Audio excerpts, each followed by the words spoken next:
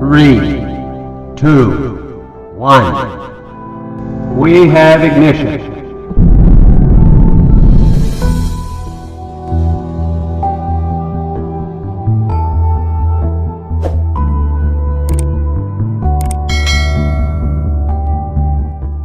नमस्कार, विज्ञान भौतिक विज्ञान की क्लास में आपका स्वागत है। मैं हूं शिव शंकर गुप्ता। आज के इस अंक में हम चर्चा करेंगे वन डायमेंशनल मोशन। इससे पिछले के भी वीडियो मोशन पार्ट 3 तक आ चुकी है। आज ये मोशन का चौथा पार्ट है और इसके अंतर्गत ही हम आज देखने वाले हैं वन डायमेंशनल मोशन यानी एक विमीय गति। और वन डायमेंशनल मोशन के अंतर्गत हम लोग देखेंगे सिंपल लीनियर मोशन यानी सरल रेखीय गति और लीनियर मोशन यानी रेखीय गति। और सिंपल लीनियर मोशन के अंतर्गत हम समझने का प्रयास करेंगे डिस्टेंस, क्योंकि डिस्टेंस की जो परिभाषा जो होती है वो हमें सिंपल लीनियर मोशन के द्वारा बहुत ही अच्छी तरह से समझ में आएगी।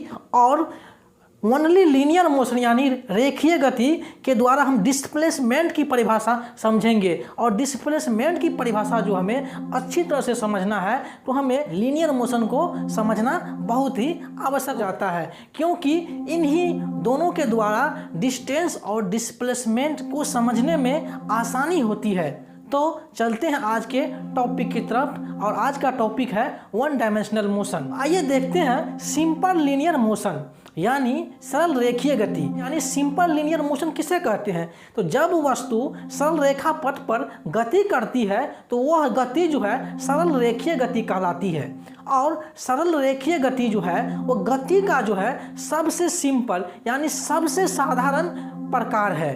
और सरल रेखीय गति जो है सीधी भी हो सकती है और जिग जैग भी हो सकती है। आइए हम फिगर के द्वारा हम समझने का प्रयास करते हैं। ये फिगर आपके स्क्रीन पर आ रही है। इस फिगर के द्वारा हम समझने का प्रयास करते हैं। इस फिगर में O पॉइंट से OA और अगर AC तक की दूरी कोई वस्तु तय करती है तो O से लेकर A तक की जो डिस्टेंस है वो 60 मीटर है और A से लेकर C तक की जो डिस्टेंस है वो 35 किलोमीटर है। यानी अगर हम टोटल यानी कुल दूरी की बात करें तो कितना हो गया, 95 किलोमीटर हो गया। इससे हमें यह पता चल जाता है कि किसी वस्तु की दूरी को निर्धारित करने के लिए हमें केवल अंकीय मान की आवश्यकता होती है, न कि दिशा की।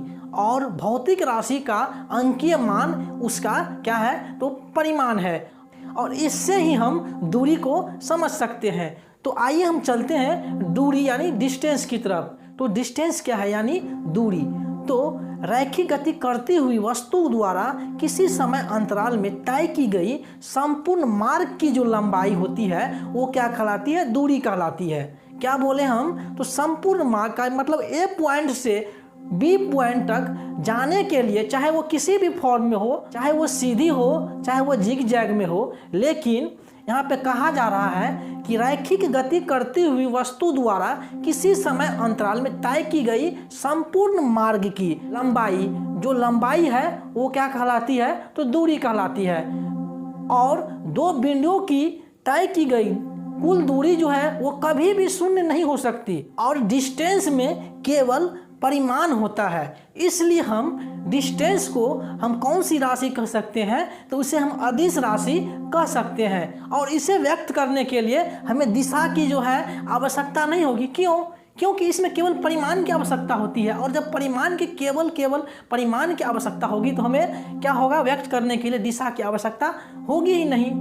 और इसका मान जो है सदैव जो है पॉजिटिव होता है। अगर मैं एग्जाम्पल की बात करूं तो जैसे हम प्लेग्राउंड यानी खेल के मैदान में अगर हम क्रिकेट खेल रहे होते हैं, जब बैट्समैन जो है रन लेने के लिए दौड़ते हैं और वो अगर 1 टाइम्स जो है रन लेते हैं, लेकिन दूसरी टाइम्स जब वो रन लेने के लिए दौड़ते हैं और आधे पिच पर जाके वो आउट हो जाते हैं, तो इससे हमें क्या पता चलता है, तो इससे हमें पता चलता है कि 1 टाइम्स जो रन लिया वो 80 मीटर और हाफ डिस्टेंस जो पिच की तय की वो 9 मीटर यानी 27 मीटर की जो है वो क्या की दूरी तय की। लेकिन अगर हमें पूछ दिया जाए कि बल्लेबाज की रन आउट होते समय स्थिति क्या थी, तो तो उत्तर क्या होगा? तो उत्तर यह होगा कि बैटिंग यानी मूल बिंदु से 9 मीटर की दूरी पर, मूल बिंदु से उसकी स्थिति क्या थी? तो मूल बिंदु से तो 9 मीटर ही थी ना, तो इसलिए हम कह सकते हैं कि मूल बिंदु से उनकी दूरी 9 मीटर थी। अतः इससे हमें किस चीज़ का पता चलता है? तो इससे हमें डिस्प्लेसमेंट का पता चलता है। मतलब इससे पहले 1 टाइम्स जो वो रन लिया 80 मीटर, फिर हाफ टाइम्स, यानी वो दोनों जो इंक्लूड हो गया 80 मीटर और 9 मीटर यानी 27 मीटर, तो वो क्या हो गया? डिस्टेंस पूछ दिया जाए उसी स्थिति में सिर्फ केस बदल के कि उसकी स्थिति क्या थी, यानी मूल बिंदु से उसकी स्थिति क्या थी जब वो आउट हुई, तो उसकी स्थिति सिर्फ 9 मीटर थी। तो इस डिस्प्लेसमेंट की जो है पता चलता है। अतः इससे वस्तु की प्रारंभिक व अंतिम स्थिति के बीच की दूरी हमें उनकी अवस्थिति ज्ञात करने में सहायक हो सकती है, जो हमें विस्थापन निकालने में मदद करेगी।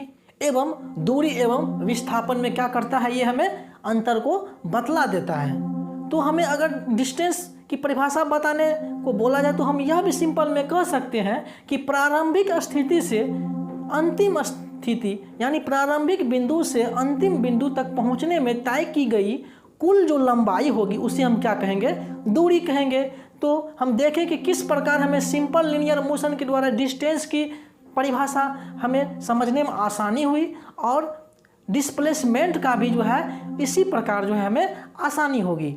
विस्थापन की बात करें उससे पहले हम चर्चा करते हैं लीनियर मोशन यानी रैखिक गति पर। तो लीनियर मोशन वैसी गति को कहते हैं जब वस्तु सीधी रेखा में गति करती है। जब वस्तु सीधी रेखा में और जिगजैग दोनों में गति करती है तो उसको हम देखे थे कि सिंपल लीनियर मोशन। लेकिन इसमें कहा जा रहा है जब वस्तु सीधी रेखा में गति करती है, मतलब सीधी तो सीधी रेखा में गति करती है, तो उसे हम क्या कहते हैं? रेखीय गति कहते हैं, यानी लीनियर मोशन कहते हैं।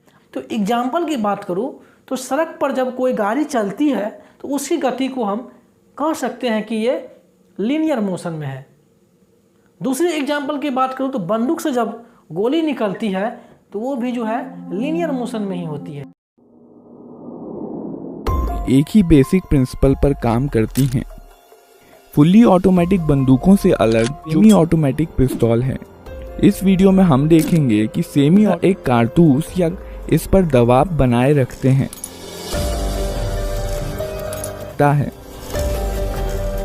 इस मैगजीन को बंदूक में रखा, यहाँ पर बंदूक के अंदर पहली बार फायर करने के लिए रिकॉइल स्प्रिंग के अगेंस्ट स्लाइडर को मूवमेंट के कारण हैमर पीछे आता है।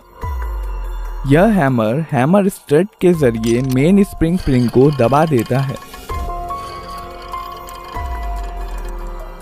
यह सियर है। यह हैमर के मूवमेंट को जब स्लाइडर पीछे जाता है तब सियर लीफ स्प्रिंग के दबाव में एंगेज हो जाता है और हैमर को वापस, जब स्लाइडर को छोड़ दिया जाता है तब रिकॉइल, जब स्लाइडर पीछे आता है तो इस पर बने प्रोजेक्शन बैरल को पीछे की तरफ कुछ नीचे हो जाता है, कारतूस आसानी से भरा जा सकता है। जब स्लाइडर वापस लौट रहा होता है तो यह एक कारतूस बैरल में ले जाता है। कारतूस का पिछला हिस्सा जाता है जो कि स्लाइडर से जुड़ा होता है। जब ट्रिगर दबाया जाता है, सियर डिस्कनेक्टर के माध्यम से धकेल दिया जाता है, से डिसएंगेज हो जाता है फायरिंग पिन जो कि लगाता है। बदले में यह कारतूस के प्राइमर पर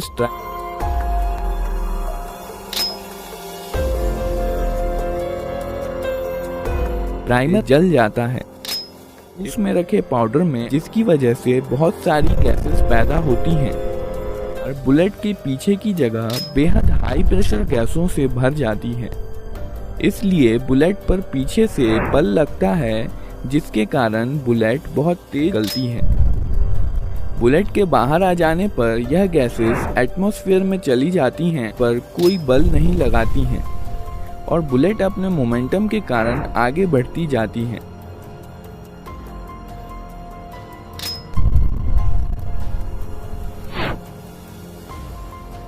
बैरल में कुछ लकीरें और खांचे बने होते हैं जो आगे बढ़ते समय बुलेट को स्थिरता के लिए घुमा देते हैं। फोर्ड की कुछ एनर्जी स्लाइडर को पीछे धकेलने में इस्तेमाल हो जाती है। केस या खोखा के साथ पीछे आता है और इजेक्टर की मदद से बाहर निकाल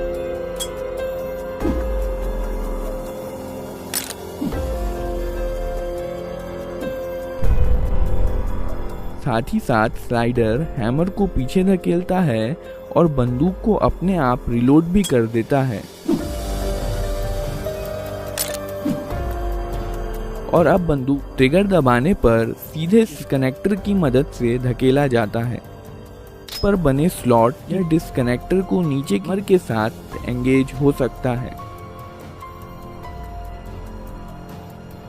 जब ट्रिगर छोड़ दिया जाता है, लीव ग्रिप सेफ्टी बंदूक को आप फायर करने से रोकती है। जब बंदूक को हाथ से सियर को तीसरी, पटरी पर जब कोई रेलगाड़ी चलती है तो वो भी क्या होती है, तो लीनियर मोशन में ही चलती है।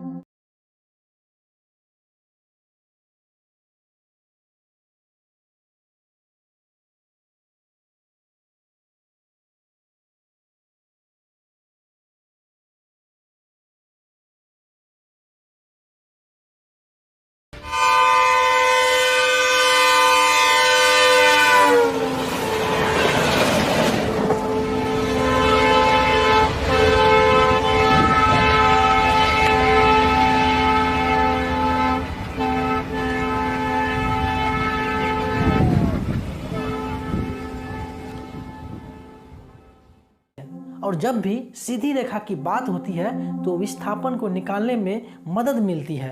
क्योंकि विस्थापन जो है किसी भी वस्तु की प्रारंभिक और अंतिम स्थिति की बीच की न्यूनतम दूरी है, मतलब कम से कम दूरी होती है। और जब प्रारंभिक और अंतिम स्थिति की बीच की न्यूनतम दूरी होगी तो सीधी रेखा में ही होगी, और जब सीधी रेखा में होगी तो किसी निश्चित दिशा में तय की गई दूरी होगी, तभी हम उसे कहेंगे कि वो सीधी रेखा में है। तो इतना हम समझ गए कि लीनियर मोशन जो है वो सीधी रेखा में होती है।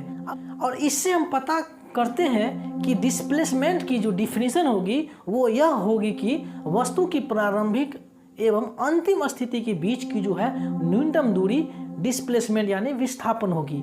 और डिस्प्लेसमेंट यानी विस्थापन जो है एक सदिश राशि होती है।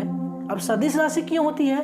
क्योंकि इसमें परिमाण यानी मैग्नीट्यूड एवं डायरेक्शन यानी दिशा दोनों होती है, इसलिए जो है इसे हम किस राशि में रखते हैं, तो सदिश राशि में रखते हैं। और इसका मान जो है यानी इसका जो वैल्यू जो है वो पॉजिटिव भी हो सकता है, निगेटिव भी हो सकता है और न्यूट्रल यानी शून्य भी हो सकती है। अगर इसकी SI मात्रक की बात करें तो डिस्प्लेसमेंट की जो SI मात्रक होती है वो मीटर होती है।